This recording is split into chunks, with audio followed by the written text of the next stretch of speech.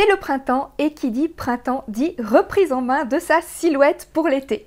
Afin de vous aider dans cette démarche, je vais vous dévoiler les 7 erreurs à éviter pour que vos efforts soient récompensés. Vous êtes prêts? Alors c'est parti!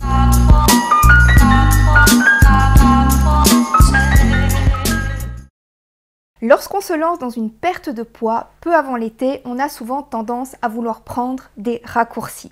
Et c'est précisément ces raccourcis qui risquent de bloquer votre perte de poids ou pire encore, vous faire reprendre très rapidement les kilos par la suite. Parce qu'une perte de poids rapide veut également dire une reprise de poids rapide. Il y a évidemment une méthode saine, naturelle et efficace pour perdre du poids, j'en parle dans pratiquement toutes mes vidéos, mais cette méthode fonctionne à condition de ne pas faire certaines erreurs. Alors voyons tout ça ensemble sans plus attendre. Erreur numéro 1. Sauter un repas. C'est l'erreur que je rencontre le plus souvent au sein de ma patientèle. Ils se disent que s'ils sautent un repas, ils mangeront forcément moins de calories et donc que la perte de poids sera plus rapide. Mais ignorer les signaux de faim que nous envoie notre corps n'est pas une bonne chose. Si votre corps vous réclame à manger, c'est qu'il en a besoin. Mais alors, quelles sont les sensations de faim qui doivent vous alerter ? Par exemple, il y a les gargouillis et les tiraillements dans l'estomac, ça vous le connaissez certainement très bien, une soudaine frilosité, de l'irritabilité, une difficulté à se concentrer, une sensation de malaise, voire même des fourmis dans les membres et au niveau du visage. Chez moi, c'est souvent autour des lèvres. Ce sont des sensations qui ne sont vraiment pas agréables et pour cause, ce sont des signaux qui nous alertent sur le fait que notre corps n'a plus d'énergie pour fonctionner normalement. D'ailleurs, si vous ne lui apportez pas ce dont il a besoin, votre organisme va aller puiser l'énergie dans les muscles en les dégradant pour produire du glucose. Ensuite, si vous ne lui donnez toujours pas à manger, il va dégrader la graisse par un phénomène appelé cétose qui va produire des toxines qui seront lâchées dans votre sang. Les corps cétoniques et l'acidité provoquée par la dégradation des graisses corporelles vont devenir toxiques pour votre corps. Cela ne veut pas dire que vous ne devez jamais sauter de repas.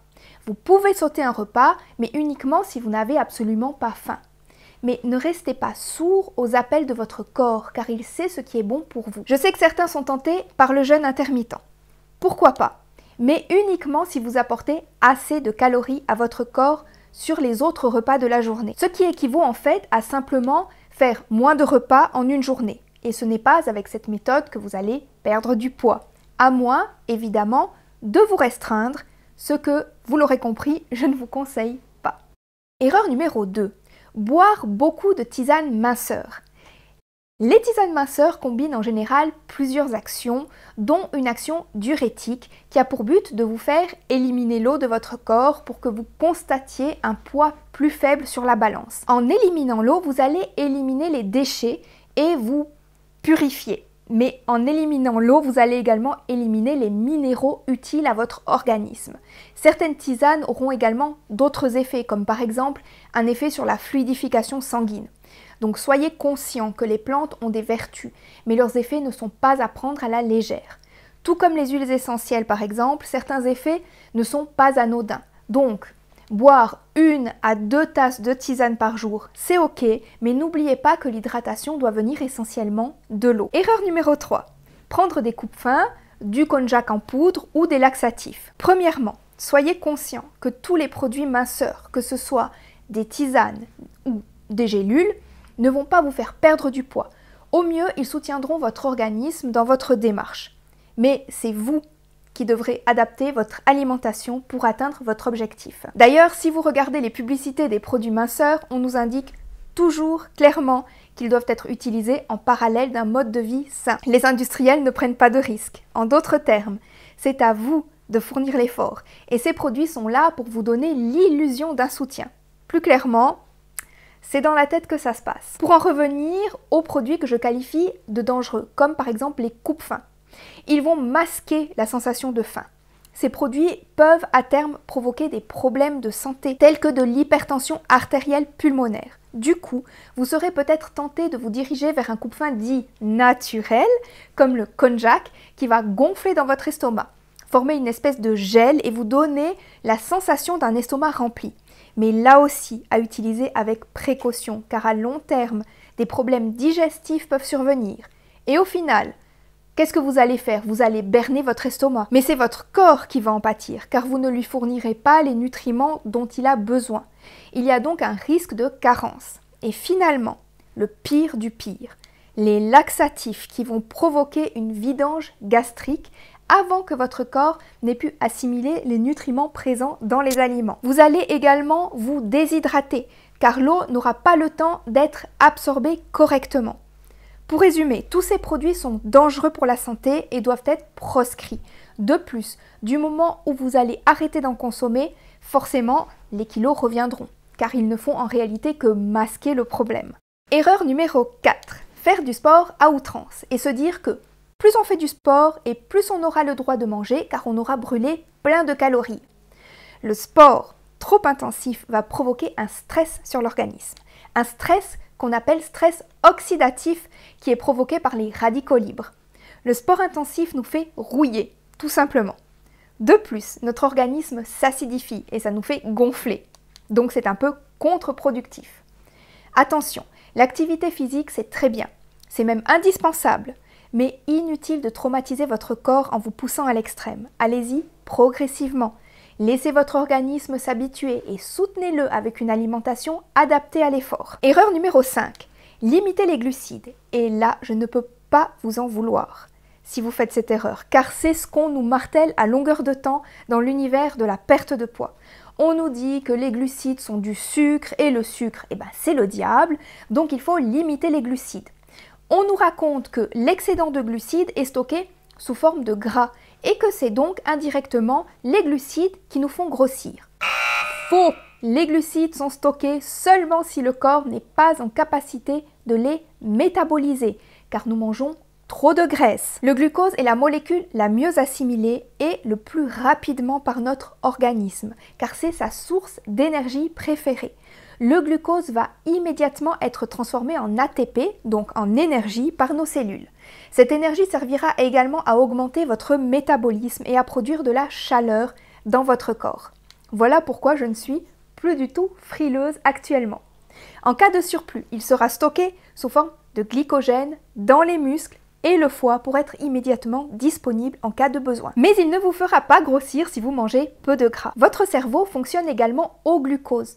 Lorsqu'on vous conseille de réduire les glucides, on vous prive de l'énergie qui vous permettrait d'accomplir des milliers de choses durant la journée, que ce soit des choses physiques ou des choses qui demandent de la concentration ou de la mémoire. Une expérience a été menée sur des jumeaux monozygotes. Je vous mets la vidéo juste ici au-dessus dans le petit et en description si vous ne l'avez pas encore vu. Le jumeau ayant une alimentation riche en glucides performe mieux, tant au niveau sportif qu'intellectuel, alors que son frère qui ne mange que du gras peine dans les deux domaines. Erreur numéro 6, ne pas dormir suffisamment. Le manque de sommeil a un lien direct avec le stockage du gras, de même que la faim. Lorsqu'on ne dort pas assez, on a tendance à manger plus car notre hormone de satiété, la leptine, ralentit. Et comme si ça ne suffisait pas, l'hormone de la faim augmente. Notre corps réclame plus car il est fatigué. Et c'est un cercle vicieux monstrueux. On manque d'énergie, donc on fait moins d'activité physique, voire même pas du tout, et on déstocke encore moins de gras. Dormir suffisamment, c'est 8 heures par jour en moyenne. Certains n'auront besoin que de 7 heures et d'autres auront besoin de 9 heures. Mais quoi qu'il en soit, il est délétère pour notre santé d'accumuler une dette de sommeil. Et pour bien dormir le soir, que faut-il privilégier? Les glucides! Je vous ai fait une petite vidéo avec les aliments qui vous aideront à bien dormir. Vous la trouverez dans le petit ici au-dessus et en description. Et erreur numéro 7, vous privez des petits plaisirs et de récompenses. Personne ne fait quelque chose sans raison, sans but, et donc sans récompense. C'est la clé de la motivation. Si vous faites des efforts pour perdre du poids, c'est bien pour avoir un corps qui vous plaît, non? C'est la récompense ultime. Mais n'oubliez pas de vous octroyer des petites récompenses tout au long de votre parcours pour entretenir cette motivation. Ah, ce cookie vegan au chocolat, il a l'air si bon et si fondant. Non, j'ai pas le droit. Avec tous les efforts que j'ai faits, si je craque là-dessus, je suis foutue. Mais quelle torture vous imposez à votre cerveau, quel stress inutile vous lui infligez. Et vous vous souvenez, le stress provoque de l'oxydation et donc une acidification de votre organisme qui est contre-productive. Vous avez envie de ce petit cookie? Eh bien, mangez-le, sans culpabiliser. Bon, pas 5 ou 6, hein, on est d'accord.